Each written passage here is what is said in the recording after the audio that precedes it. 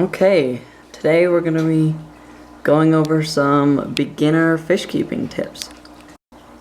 First tip is to buy the right equipment, and all of the right equipment, and it doesn't have to be extremely fancy, expensive equipment, but it does have to be a higher quality equipment that won't have problems and break and you have to buy new ones and stuff, because that can be stressful for your fish if it's a heater or a filter or something along those lines that is essential to the fish's health.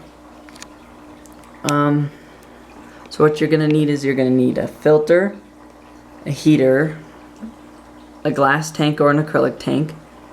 For a beginner, I'd recommend a glass tank because acrylic tanks scratch easily.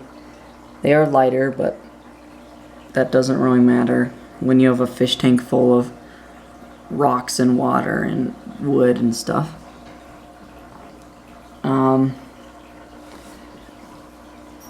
When you're buying a filter, make sure it's properly sized, and don't be afraid to go way larger than the tank that you have.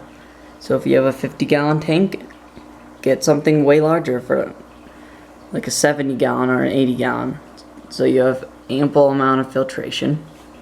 Heater, sometimes it's good to get 2 heaters that are underpowered, so you have one on each side of the tank. So if one fails, the other will keep the tank going. I don't do that, however. Lighting is also important. Make sure if you're keeping plants, which I don't, well, there's some easy plants I'd recommend for fish keepers, but I wouldn't entirely recommend starting with plants for a new fish keeper. Sorry about the glare. Just a fish only aquarium would be suitable for newcomers in the hobby. Make sure the lighting is bright but not overly bright to where it stresses your fish out, and your lighting hours are proper for the fish. I'd recommend, if it's a fish only aquarium, about 10 to 11 hours of light, and if it's a planted aquarium, 8 to 9 hours. Make sure you have your system of lighting on a timer to make things more consistent, because sometimes you may forget and accidentally leave the light on all night, which wouldn't hurt the fish, but it would certainly be stressful. Next is placing the tank. So before you get your fish and what you want to put in your fish tank, find a good spot to place the tank. Place the tank in an easy spot for maintenance for your fish tank, and somewhere where it's not across from a window, because you'll have algae problems, and somewhere where people will see it. If you just shove it in a back room where you'll forget about it and not do maintenance and no one will see it, then I wouldn't recommend doing that. Also, make sure it's not in too high of a high traffic area, because things constantly moving and going by, stomping by, because the fish can feel those vibrations and those will bother the fish. So not somewhere like where you'd be doing a lot of walking and moving things around. Like, I don't recommend placing a larger tank in your kitchen.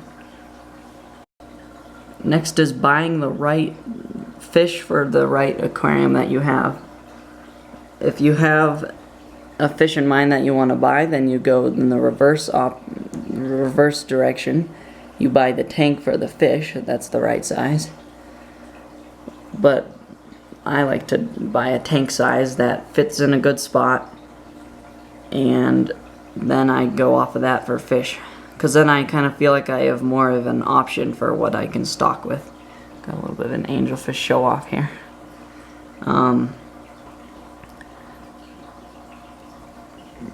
Make sure you're buying the right size tank for the fish. For new fish keepers, I recommend a 20-gallon long, if you can fit it. If not, then go with a 20-gallon tall. Just because bigger fish tanks are better. They're easier to keep fluctuations under control because it's a larger body of water, so things get diluted a little more. Okay, now the next thing is, once you have your tank set up and properly cycled and you've added your fish after acclimating them, is feeding them, which you shouldn't do after 24 hours after acclimating because they're stressed and they're not going to eat, and then that's just going to be excess food in the water column. But feeding your fish. I have an entire video on feeding your fish that you can watch. I'll put it in a card up above. Make sure to check out that video. It goes more in depth about how to feed your fish. Okay, now that you have fish in your aquarium and you're feeding them, now waste is going to start to build up and you're going to need to do tank maintenance. This is one thing that you really want to keep track of. Keep up with your maintenance. Do your water changes, clean the glass on the inside, siphon the gravel, clean the filter. I have a more in-depth video on doing water changes that will also be in the card for you to check out. When buying your new fish, make sure you pay attention to the fish's requirements and suitability with other fish if you're buying other fish. So if you have a certain species already in the tank and you're buying a new fish, or you're buying a bunch of fish, make sure they all go together well. You can, at your local pet store, they will probably have guides on temperament of other fish together. But I would not recommend following most pet stores' tank requirements, because some of them are incorrect just so you can buy their tank sizes, because some pet stores do not stock bigger tanks.